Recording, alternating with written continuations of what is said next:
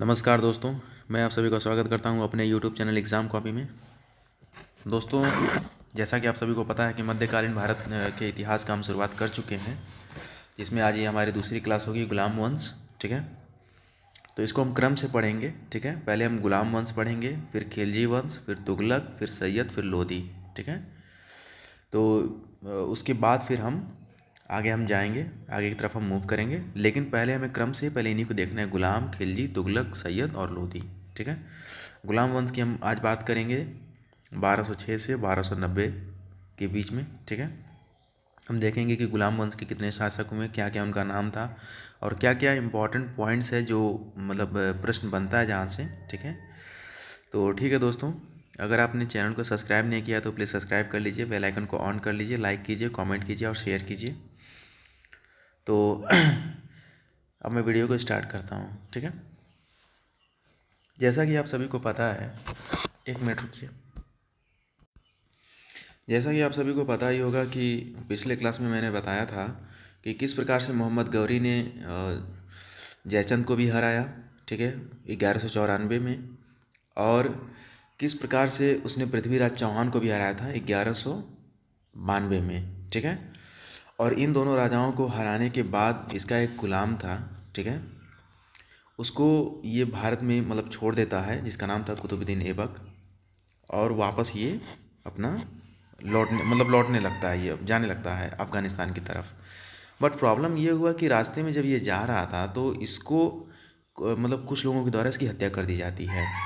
ठीक है, जिस वजह से फिर ये वापस भारत नहीं आ पाया, क्योंकि ऐसे ही ये भारत में बहुत ज़्यादा लूटपाट मचाया था, लोग बहुत खफा थे। तो अफ़गानिस्तान की तरफ जब लौट रहा था ये, तो रास्ते में कुछ इसके विरोधी रहे होंगे जिन्होंने इसकी हत्या कर दी थी। इस वजह से फिर ये दोबारा मतलब भारत में नहीं आ पाया था। ठीक है, तो इसने क्या किया था, इसने अपने दो लोगों को छोड़ा था। ठीक है भाई, मान लीजिए इसके दो ही गुलाम थे ना जिनको इसने छोड़ा था। तो उसमें से जो खास इसका जो था कुतुबुद्दीन ऐबक, ठीक है, यही गुलाम वंश का स्थापना करेगा। क्यों? क्योंकि ऑलरेडी ये गुलाम है, तो इस वजह से ये गुलाम वंश का स्थापना करेगा। ठीक है, तो हम सबसे पहले जो पढ़ेंगे वो पढ़ेंगे किसके बारे में? तो हम पढ़ेंगे कुतुबुद्दीन ऐबक।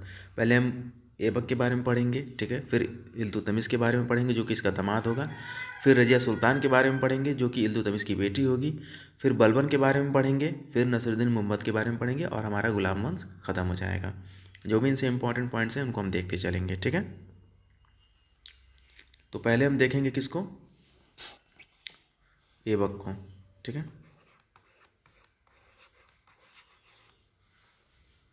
ऐबक। ठीक है, अब जैसे मान लीजिए कि ये हमारा इंडिया है। ठीक है, this is our India.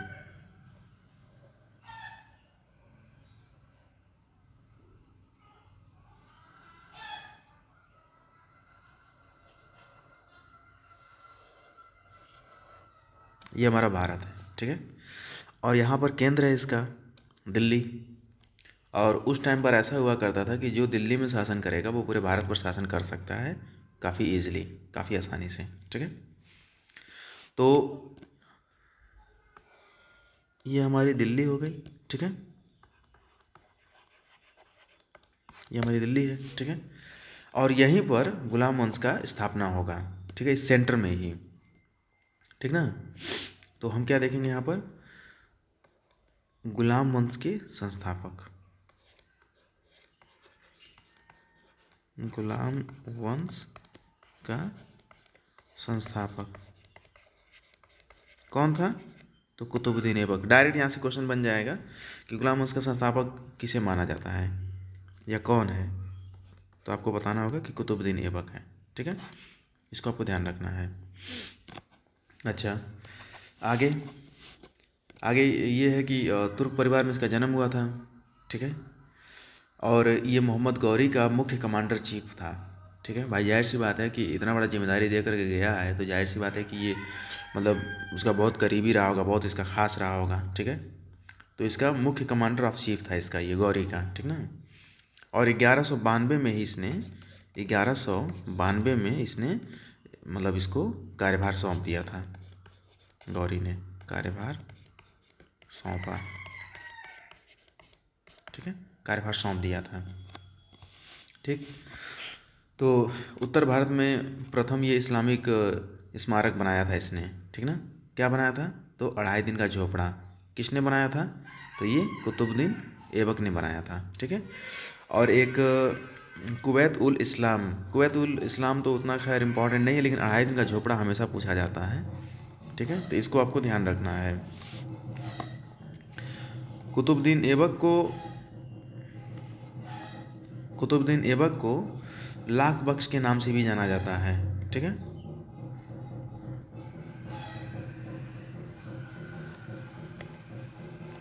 Lakh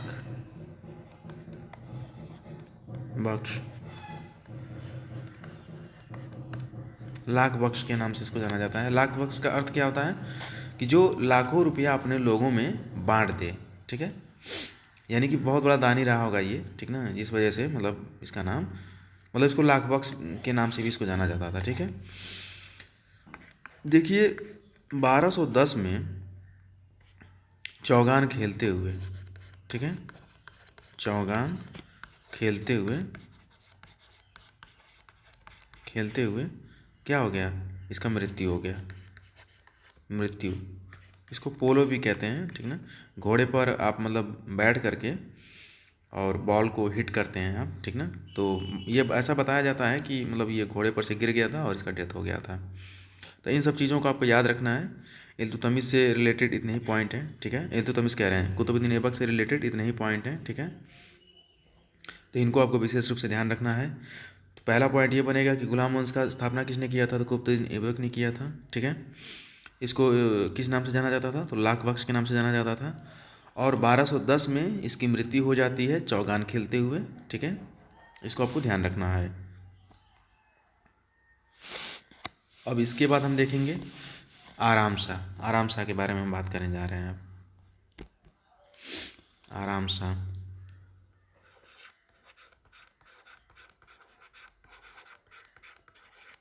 आराम शाह, ठीक है, ये कौन है?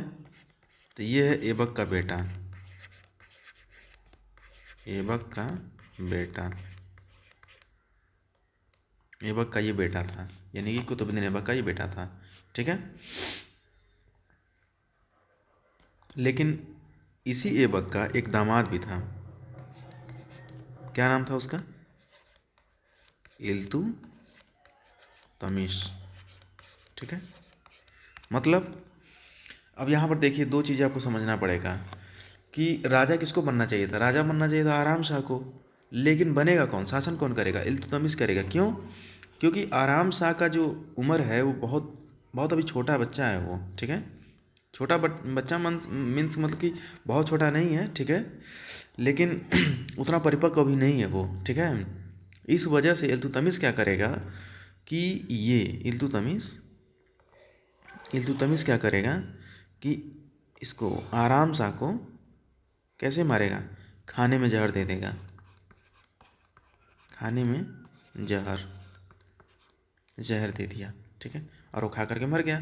जब ये मर जाएगा तो भाई जाहिर सी बात है कि ये दामाद है, ये क्या है? इल्तुतमिश क्या है? ये दामाद है, ठीक ना, ये दामाद है।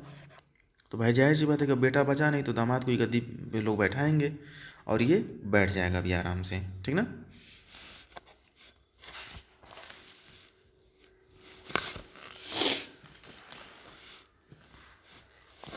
तो यहाँ पर हमें एक चीज़ ये ध्यान रखना है कि मंगोल मंगोल जो कि जैसे मान लीजिए ये भारत है, ठीक है, ये भारत हो गया। तो मंगोल कहाँ से आए थे? मंगोल यहाँ से आए थे, ये चीन वाला रीजन से, ठीक है, चाइना वाले रीजन से ये मंगोल जो थे ये भारत में आए हुए थे, ठीक है। और हम आगे देखेंगे कि कैसे मंगोल से ही किस तरीके से मुग़ल बनेंगे, ठीक है, लेकिन वो कहानी अभी थोड़ा कुछ दिन बाद आएगी। लेकिन अभी हमको बस इतना ध्यान रखना है कि मंगोल राजा ने जब दिल्ली पर कब्जा करने के लिए आगे बढ़ा तो इल्तुतमिश ने अपना आर्मी की मदद से मंगोल राजा जो कि चंगेज़ खान था उसको रोक दिया था, ठीक है। यानी कि चंगेज़ खान जो है, चंगेज़ बहुत ख़तरनाक था ये, चंगेज़, इसको किसने रोका था? इल्तुतमिश ने रोक दिया था इसको, मतलब भारत में आने से रोक दिया था, क्योंकि इल्तुतमिश का शक्ति ज़्यादा था, पावर ज़्यादा था, मिलिट्री ज़्यादा थी उसके पास, सैन्य शक्ति ज़्यादा थी, इस वजह से रोक दिया। तो दिल्ली पर ये तो नहीं पहुंच पाया, फिर लोग इसकी ज़्यादा इज्जत करने लगे। क्यों? क्योंकि भाई जाहिर सी बात है कि अगर एक राजा अगर अपने देश में किसी को रोक ले रहा है आने से, तो भाई जाहिर सी बात है कि वहाँ के जो लोग होंगे उसको अपने सराखों पे बैठा लेंगे। तो इल्तुतमिश का थोड़ा सा यहाँ पे मतलब आप कह सकते हैं कि रिस्पेक्ट जो है वो बढ़ गया था। ठीक है। राजधानी क्या थी?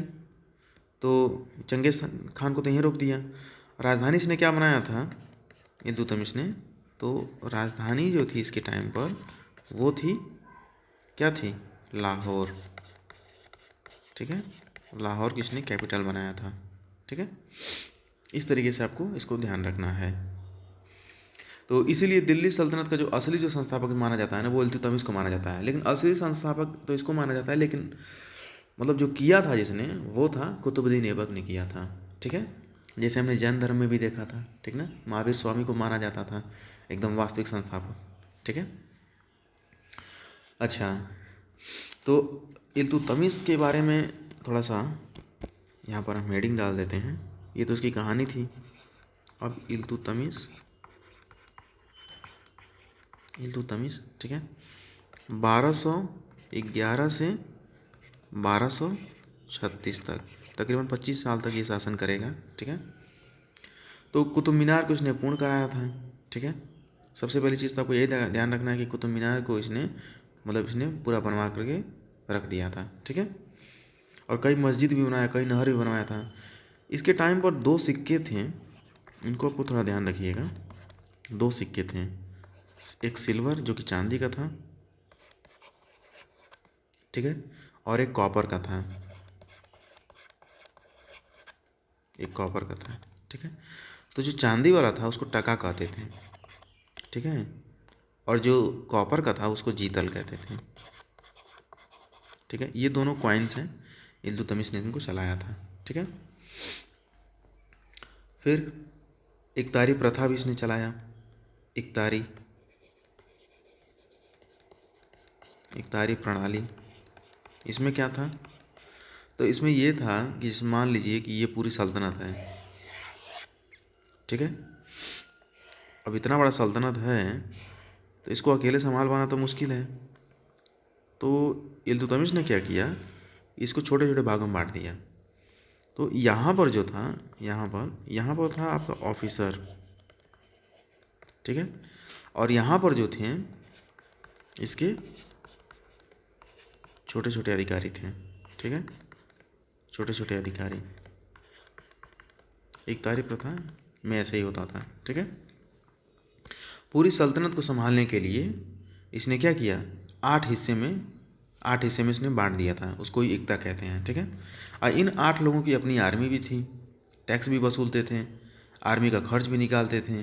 ठीक है, और मेन ऑफिसर का जो वेतन निकल करके ये लोग जितना बचता था ये लोग राजा को दे दिया करते। जैसे मान लीजिए कि मेन ऑफिसर ये हो गया। ठीक है, अब ये लोग टैक्स वसूल रहे हैं, ये टैक्स वसूल रहा है, ये भी वसूल रहा है, ये भी वसूल रहा है, ये भी वसूल, मतलब सब ये लोग टैक्स वसूल रहे हैं, जितना भी मतलब कारोबार है सब देख रहे हैं।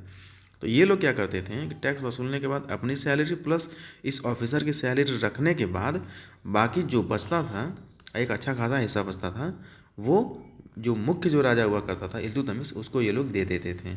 ठीक है, और प्रशासन भी बहुत अच्छा चल रहा था, किसी को कोई दिक्कत था भी नहीं। ठीक है, इस प्रकार से इसको आपको ध्यान रखना है।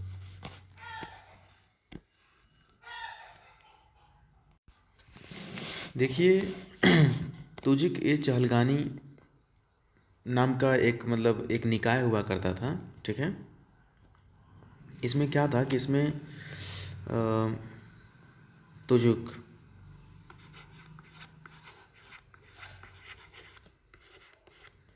ए चहलगानी चहलगानी, ठीक है, ये क्या था, ये 40 सदस्यों का एक ग्रुप हुआ करता था।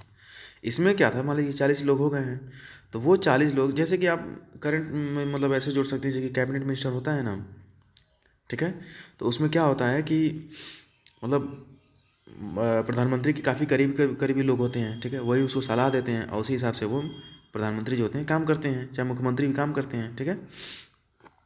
तो जिस प्रकार से हमारी मंत्रिपरिषद होती है उसी प्रकार से उस समय तुझे चहलगानी हुआ करती थी, जिसमें 40 सदस्य हुआ करते थे और ये 40 सदस्य इनको सलाह दिया करते थे। लेकिन यहाँ पर ध्यान ये रखना है कि ये सलाह जो था, सलाह मानना जरूरी नहीं था, ठीक है।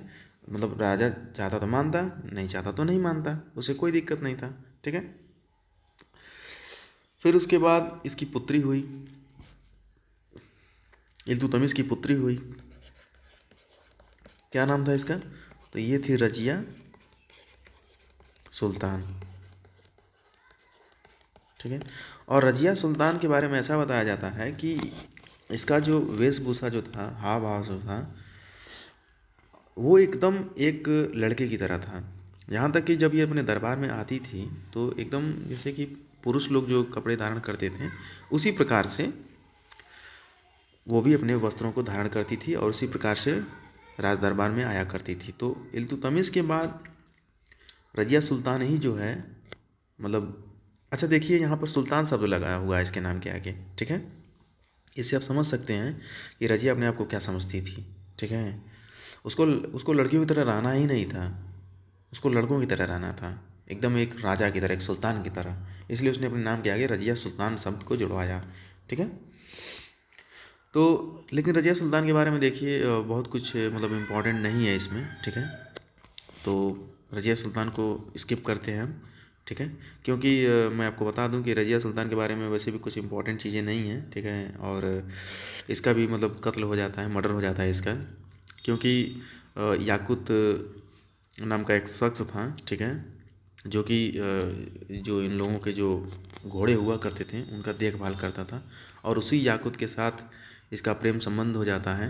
लेकिन ये चीज़ काफ़ी लोगों को पसंद नहीं थी, तो रजिया सुल्तान उस याकूत के साथ मतलब कहीं जा रही थी उत्तर पश्चिम में, ठीक है। कोई दिक्कत हुआ था क्योंकि भाई पावर में तो आ ही चुकी थी इल्तुतमिश के बाद, तो ये जाती है उत्तर पश्चिम की तरफ और उधर ही मतलब इसको निपटा दिया जाता है, ठीक ना। पंजाब का कोई गवर्नर था, वो मतलब इसको मरवा देता है, ठीक ना। तो इसलिए रजिया सुल्तान से हमें ज़्यादा मतलब कुछ इम्पोर्टेंट नहीं देखना है, कुछ इम्पोर्टेंट है ही नहीं। लेकिन अगला जो हम पढ़ने जा रहे हैं गयासुद्दीन बलबन, ये काफ़ी इम्पोर्टेंट है, ठीक है। तो उसके बाद कौन आएगा? गयासुद्दीन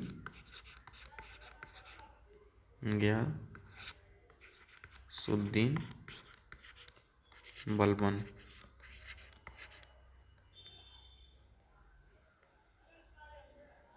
बलबन, ठीक है, 1266 से 1287, ठीक है।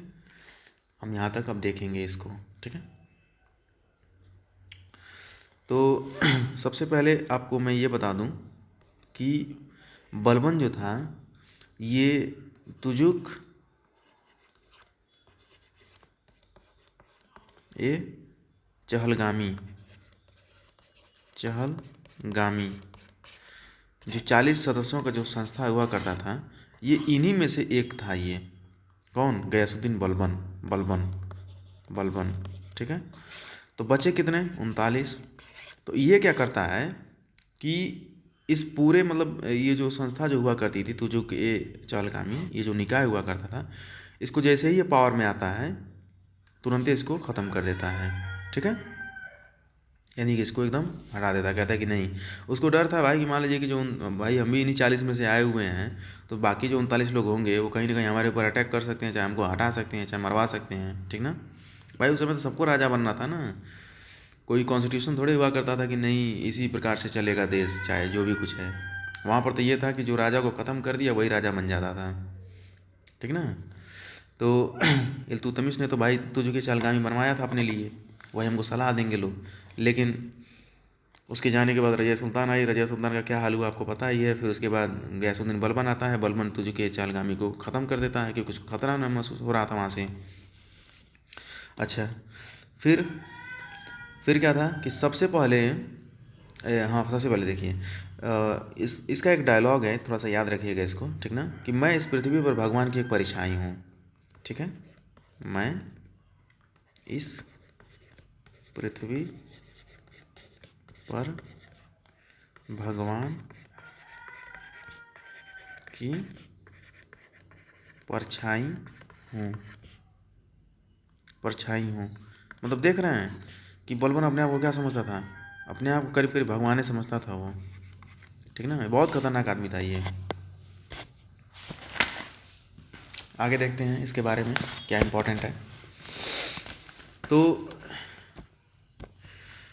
ये चीज़ मोस्ट इम्पॉर्टेंट है इसके बारे में, ठीक है। लौह और रक्त की नीति, लौह और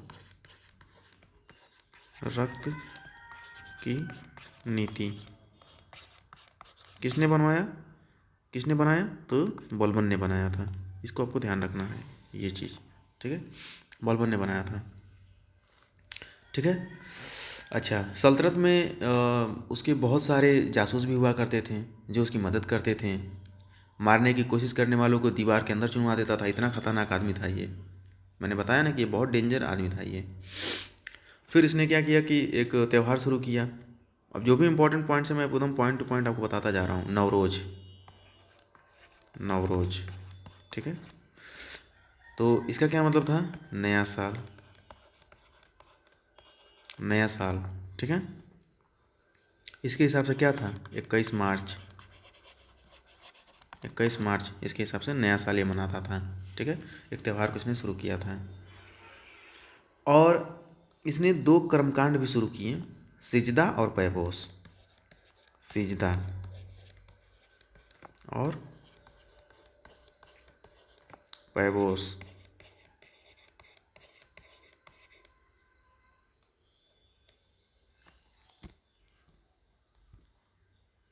सिजदा और पैबोस, ठीक है।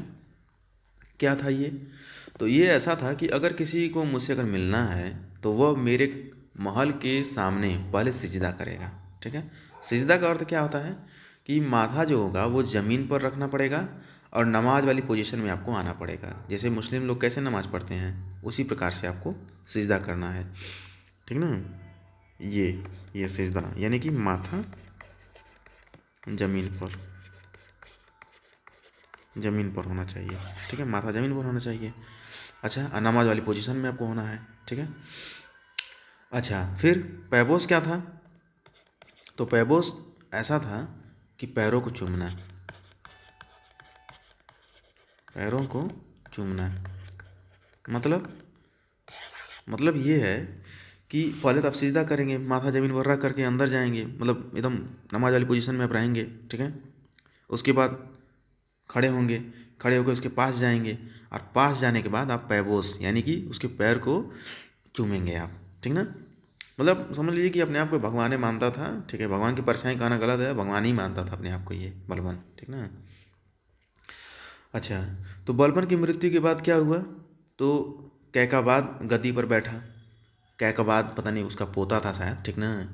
और कैकबाद को भी जल्दी मार दिया गया, ठीक ना। तो 1290 में कैकबाद की मृत्यु के बाद उसका 3 वर्ष का पुत्र शमसुद्दीन गद्दी पर बैठ जाता है। और शमसुद्दीन का अंगरक्षक कौन था, जलालुद्दीन खिलजी। अब यहाँ पर एक टर्निंग पॉइंट आएगा कि इसका जो बेटा जो है, 3 साल का बेटा है शमसुद्दीन, शमसुद्दीन, शमसुद्दीन कौन है ये है बलबन का पुत्र, बलबन का पुत्र, ठीक है। इसका एक अंगरक्षक था, क्या नाम था उसका, जलालुद्दीन खिलजी, जलालुद्दीन खिलजी, जलालुद्दीन खिलजी, ठीक है। उसे उसने क्या किया, जलालुद्दीन खिलजी ने क्या किया, ये बहुत खतरनाक आदमी है जलालुद्दीन खिलजी। इसके बारे में हम कल पढ़ेंगे, हमारी अगली जो क्लास आएगी वो खिलजी वंश पे ही आएगी। और खिलजी वंश का स्थापना भी इसी ने किया था, ठीक है। तो ये वही जलालुद्दीन खिलजी है, ठीक ना। इसने क्या किया कि बहुत सावधानी से इसके बेटे को ख़त्म कर दिया, यानी कि शमसुद्दीन को इसने ख़त्म कर दिया।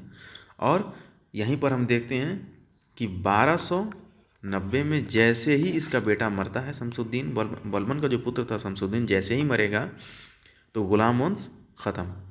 यानी कि 80 साल तक गुलाम वंश रहा। अरे भाई 1210 से स्टार्ट हुआ था, 1210 कह रहे हैं 1206 से, यानी कि वही 84-85 साल तक ये पूरा चला है। और उसके बाद गुलाम वंश ख़त्म, और यही जलालुद्दीन खिलजी अब क्या करेगा, खिलजी वंश का स्थापना करेगा। तो इसके बारे में हम कल पढ़ेंगे और खिलजी वंश को हम अच्छे से देखेंगे, ठीक है, कि क्या क्या इंपॉर्टेंट इसमें है। तो इसमें जलालुद्दीन खिलजी के बारे में देखेंगे, फिर अलाउद्दीन खिलजी के बारे में देखेंगे, ठीक है। और ऐसे ऐसे ये तो काफ़ी मतलब मज़ेदार हो जाएगा ये खिलजी वंश पढ़ना, ठीक है। फिर हम तुगलक को देखेंगे, ठीक ना। तो ऐसे ऐसे हमारी कहानी आगे बढ़ती जाएगी। तो ठीक है दोस्तों, अगर आपने चैनल को सब्सक्राइब नहीं किया तो प्लीज़ सब्सक्राइब कर लीजिए, बेल आइकन को ऑन कर लीजिए, लाइक कीजिए, कमेंट कीजिए और शेयर कीजिए। मिलता हूँ फिर मैं आपको अगले वीडियो में, तब तक के लिए नमस्कार।